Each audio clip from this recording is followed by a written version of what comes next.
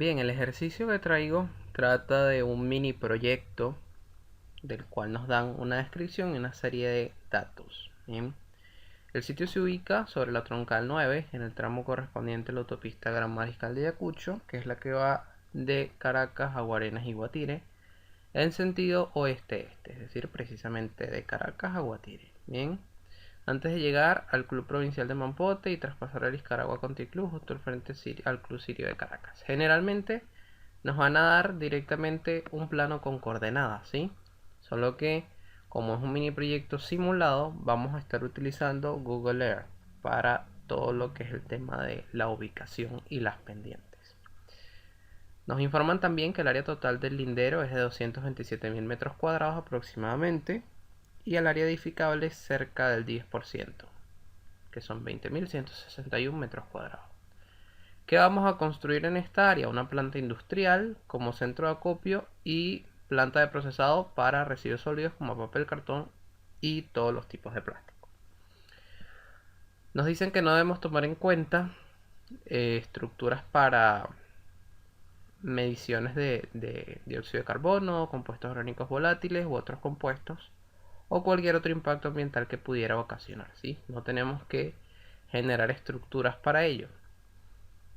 Luego nos dicen que vamos a contar con un archivo .kmz, que es precisamente de Google Earth, y un archivo PDF con el que vamos a poder obtener la planilla de perforación. Nos están dando una planilla de perforación para diseñar un galpón de 150 metros cuadrados en el sitio. Como ya sabemos, la norma COENIC no enfatiza sobre la cantidad de perforaciones o prospecciones geotécnicas que tenemos que tener para diseñar. Sin embargo, apoyándome acá en la norma CIRSOC 401, que es, tengo entendido, la más estricta con el número mínimo de perforaciones, tenemos que para edificios industriales, como es nuestro caso de hasta 2 plantas, lo que podría ser perfectamente un galpón, requerimos 3 prospecciones como mínimo. En este ejercicio, como bien dice acá, nos están dando solo una y es lo que vamos a poder tener disponible. Sin embargo, en un proyecto real necesitamos más de una perforación para esta área en cuestión. Bien, ya entrando al diseño del proyecto, pues aquí hay un capture de Google Maps donde podemos visualizar aproximadamente el área en el que vamos a estar trabajando, el área disponible. Dentro de esta va a estar el área edificable cerca de esta zona. En coordenadas UTM el proyecto se ubica en la zona 19 norte, entre los paralelos 66 grados 40 segundos y 66 grados 41 segundos oeste, y los meridianos 10 grados 28 minutos norte, 10 grados 29 minutos norte. ¿Para qué nos dan paralelos y meridianos? Puesto que tenemos disponible en la COBENIC los mapas de amenaza sísmica. Y además de planos oeste-este, nos tenemos que ubicar por una cuadrícula de coordenadas, ¿sí? Siendo así, nos vamos entonces al primero de los mapas, que sería este, que se refiere al coeficiente de aceleración horizontal del terreno en la clase de referencia ABC, con basamento a profundidad de 30 metros, con un periodo medio de retorno de 475 años, ¿sí? Si vemos aquí en nuestro archivo KMZ, estamos ubicados acá. Y si volvemos al mapa, vemos que esa zona está acá, donde el coeficiente vale 0,27. Pero eso previamente acá tenemos que el coeficiente A sub 0 vale 0,27. Aquí hay una inversión en los mapas, sin embargo esta es la correspondiente a sub 0 y esta es la correspondiente a sub 1. Entonces señalamos aquí que el coeficiente A sub 0 vale 0,27 y para el caso del coeficiente A sub 1, que se refiere al coeficiente de pseudoaceleración espectral a periodo de 1 segundo en clase de sitio referencial, profundidad 30 metros, periodo medio de retorno de 475 años. En la misma ubicación tenemos un valor de 0,21, que es como señalamos acá. A sub 1 vale 0,21, que corresponde a esta gráfica acá. Disculpen este error de confusión de las gráficas. Una vez tenemos esto seleccionado, vamos a tener que, para podernos ubicar en la tabla de clase de sitio o del factor que va por clase de sitio, tenemos que volver a un punto de la norma referente a los grupos de importancia, ¿sí? Eso lo tengo señalado por acá. Fíjense que el grupo de importancia A1 hace referencia en este punto de construcciones críticas de alto impacto en el inciso F, instalaciones industriales, ¿sí? De grado de riesgo C, en la norma CONIN 3621 o en la especificación PDVSA JA 221. Entonces, sabemos que estamos en instalación industrial, pero no sabemos cuál es nuestro grado de riesgo. Importante señalar que si el grado de riesgo es C, pertenece al grupo 1, si el grado de riesgo es B, pertenece a la 2, si el grado de riesgo es A, pertenece al grupo B2, y en caso de que sea clase de sitio, clase de riesgo D, toca hacer un estudio especial. Entonces, en la norma J221 de PDVSA tenemos una tabla que nos precisa la clasificación de riesgos. En esta planta vamos a estar manejando un grupo entre 100 y 500 personas seguramente, que es lo que atiende este punto C. Si hay una pérdida económica por cualquier eventualidad, pues seguramente estará perjudicada la instalación de este galpón y alguna vecina que esté. Inclusive en la parte alta, vamos a volver un segundo acá, hacemos un zoom, en la parte alta de esta ladera que vemos acá, aquí tenemos lo que es el club provincial, así que seguramente si hay una falla grande de este talud, seguramente esté esto afectado. Sin embargo, nos estamos refiriendo a las pérdidas económicas ocasionadas dentro del galpón, ¿sí? Entonces, simplemente la instalación del galpón y alguna vecina. El lucro, pues seguramente no va a ser despreciable, así que vamos a poner significativo, pero no tenemos mayor precisión sobre esto. Y el impacto ambiental, como es una planta de plástico y más bien se busca reincorporar los residuos, pues va a ser poco nulo, ¿bien? Sin embargo, entonces tenemos características de grado de riesgo A, B o C, pero la misma norma nos señala que cuando se presenten dudas en la selección de grado de riesgo, vamos a adoptar el mayor grado de riesgo. Entonces, como este grado de riesgo mayor atiende al grado de riesgo C, entonces vamos a seleccionar la clase de riesgo C. Entonces, el grupo de importancia de la planta industrial va a ser A1, de acuerdo con la CONIN de 2018. Con este factor de importancia, pues entramos a esta tabla número 4 para saber cuál es el valor del coeficiente alfa, que nos va a ayudar como parámetro referente al sismo de diseño. Vamos a seleccionar un sismo de diseño, nada de sismo extremo. Entonces simplemente sismo de diseño, grupo de importancia 1, vamos a tener que alfa vale 2. ¿Bien? Entonces queda definido como alfa igual a 2. Una vez tenemos esto, pues entonces ya podríamos pasar a precisar la clase de sitio. Para ello es importante entonces ir a nuestra planilla de perforación. En nuestra litología tenemos más que nada arena limosa, arcillosa, arcillo-limosa en diferentes densidades relativas, ¿sí? Sueltas, medianamente densas y a los 21,5 metros aproximadamente alcanzamos un esquisto meteorizado muy fracturado. No precisan más información sobre la roca. Un esquisto puede ser una mica, un talco, pero no enfatizan o no hacen precisión de qué tipo de roca se trata. Simplemente vemos que aquí hay rechazo y por eso el estudio no siguió y llegó hasta 23 metros, ¿sí? Puesto que no hay rechazo. Disculpe. Aquí tenemos un gráfico del número de golpes por profundidad hasta los 23 metros. Esto sería referente al SPT. Bien, respecto a las velocidades de onda de corte en los primeros 30 metros, pues tenemos el ensayo SPT realizado. Todos los suelos son granulares con porcentaje de finos menor que 12, así que no tenemos que atender a la resistencia al corte no drenada, ¿sí? En el caso de que haya un suelo fino, recomiendo que se haga un ensayo triaxial o cualquier ensayo de corte que permita obtener la resistencia al corte no drenada para caracterizar de mejor manera esos estratos cohesivos, ¿sí? En este caso no es necesario, con el ensayo de CPT nos basta para estimar las velocidades cortas en los primeros 30 metros. ¿Qué hice yo por acá? tomé todas las fórmulas de acuerdo con el paper de Hanumantarao y Ramana que se refieren a arenas, ¿sí? En este caso, las ecuaciones de Shibata, de Ota, de JRA, de Cirial, de Lee, de Fullman-Tinsley, y esto ya lo vamos a conversar. En principio, cada color asignado acá está dentro de esta gráfica, ¿sí? Mientras que la gráfica más gruesa en azul marino es la que corresponde a la línea suavizada a partir de los valores que recomienda la norma Cohen. Bien, ¿de qué me encargué yo entonces? A partir de estas ecuaciones que tenemos acá, me aseguré de encontrar a través de iteraciones una ecuación que se acercara bastante a los valores que recomienda nuestra norma Cohen.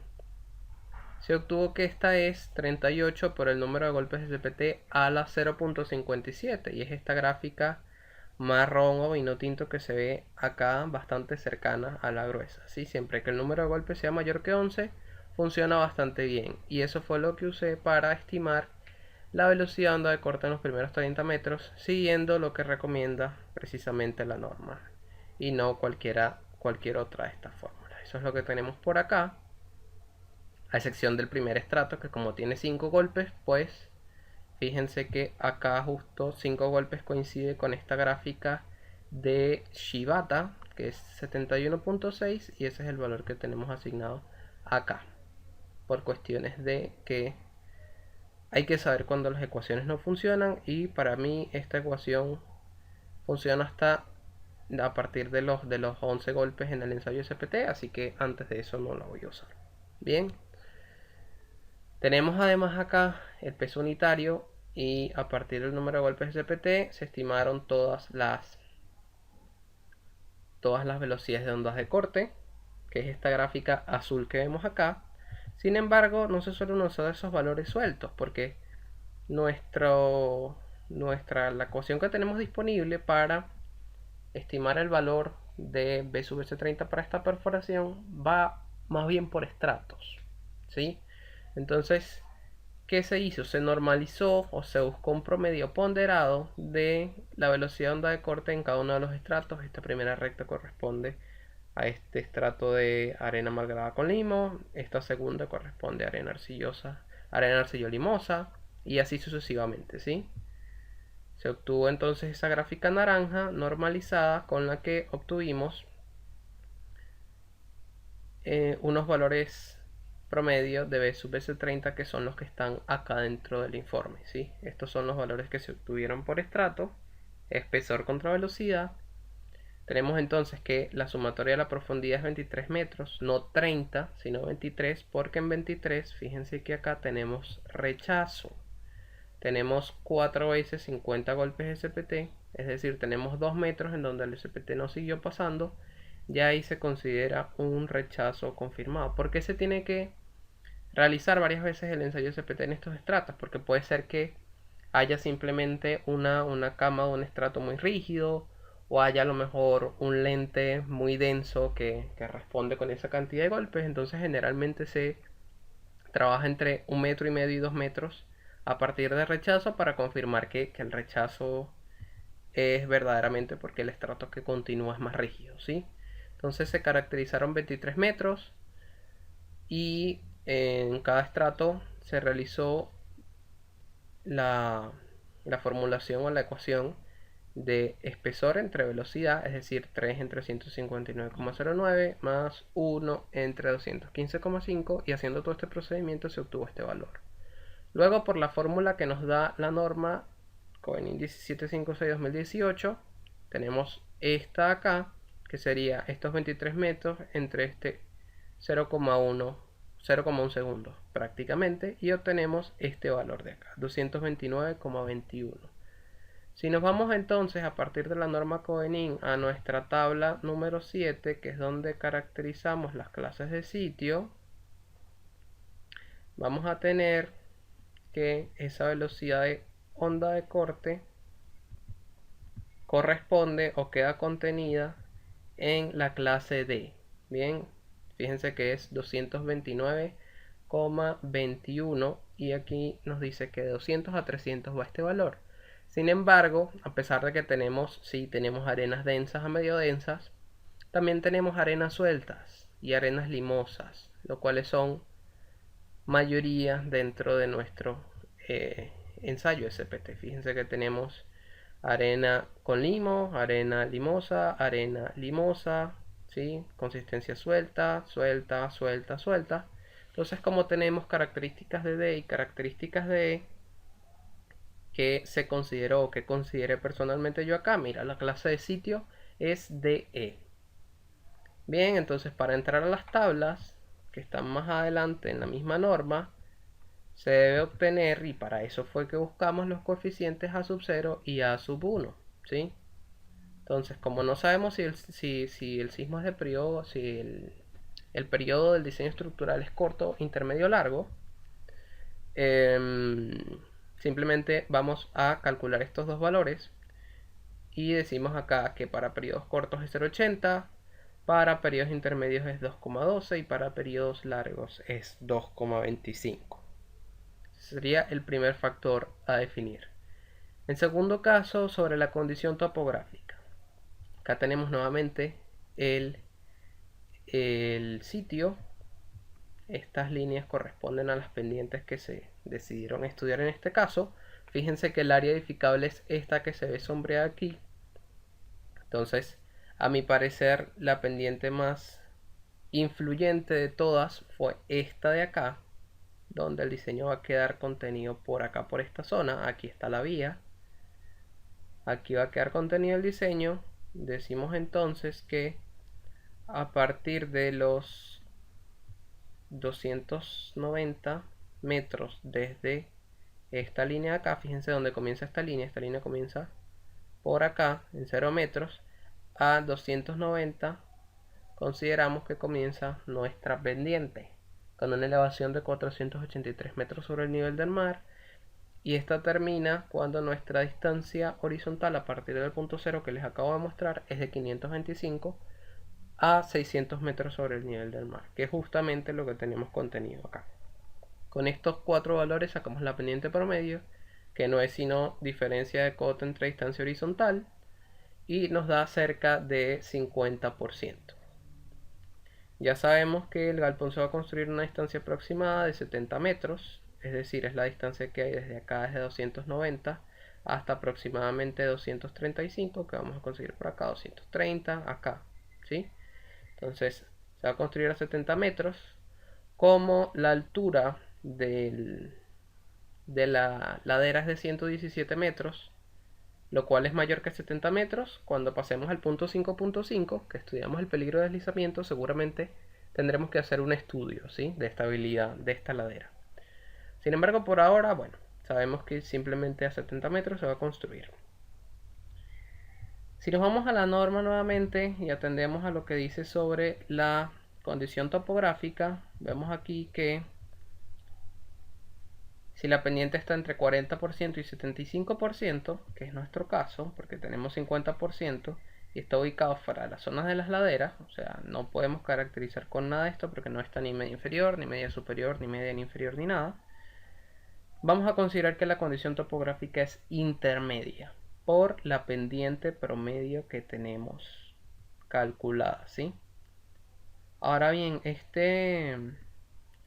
la precisión de Google Earth es cuestionable. Recuerden que estas imágenes vienen de satélite, así que si suponemos un error de 2 metros, que es bastante si estamos haciendo una construcción sismo resistente, pues es crítico utilizar Google Earth. Sin embargo, para estimación de pendientes da una buena aproximación, por lo cual recomiendo utilizarla al menos antes de ir a obra, a sitio, a estudiar las pendientes como tal. Siempre es recomendable hacer una visita online previa para saber más o menos lo que nos vamos a encontrar.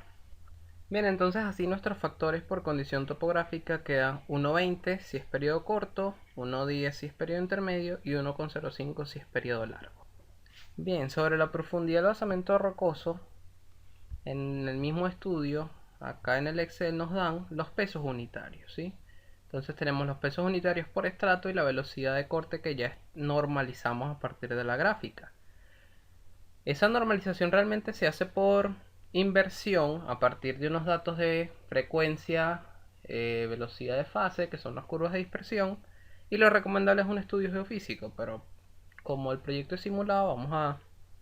Y el proyecto es simulado y lo que quiero es que aprendamos a utilizar lo que la norma nos estipula, nos recomienda, ¿sí?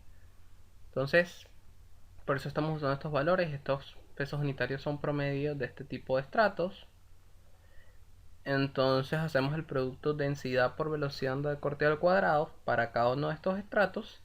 Y por ser el más alto, este último que corresponde a esquisto meteorizado, que es roca, pues lo vamos a tomar como el sustrato rocoso, a ver si por casualidad en estos 23 metros nos da el contraste de impedancia suficiente, que tiene que ser mayor a 1,5 con el espesor sedimentario. Si atendemos a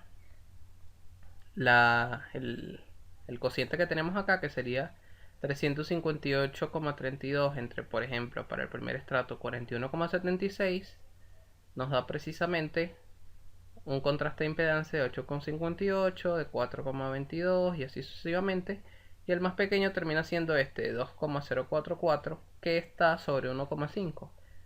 Así que para todos los estratos, como es mayor que 1,5, pues esta asunción de que la roca meteorizada es el sustrato rocoso o el basamento rocoso, pues estuvo bien, por lo que se establece que a 21,5 metros, que es a donde comienza el estrato rocoso, se encuentra precisamente el basamento rocoso. Sin embargo, por condiciones de aproximación que tiene el método y por la incertidumbre del valor real, vamos a tomar una profundidad de 20 metros. A partir de la tabla toca interpolar, fíjense que no hay valor para 20 metros, sin embargo tras la interpolación obtenemos que el factor es 1 si es periodo corto, 1 periodo intermedio y 0,98 periodo largo. Esta es la tabla resumen de los factores que tenemos para periodos cortos, intermedios y largos, y esto es lo que deberíamos entregar desde la parte geotécnica para un estudio que nos requiera analizar el peligro de laderas, ni interacción suelo-estructura, ni un estudio de sitio, ni cualquier particularidad, como puede ser la cercanía de fallas, o los colapsables, expansivos o cualquier otra condición. ¿Sí? Todavía queda un par de detalles de explicar sobre la clase de sitio, que lo vamos a hacer en un próximo video. Espero que les haya servido este ejercicio y nos vemos en una próxima oportunidad.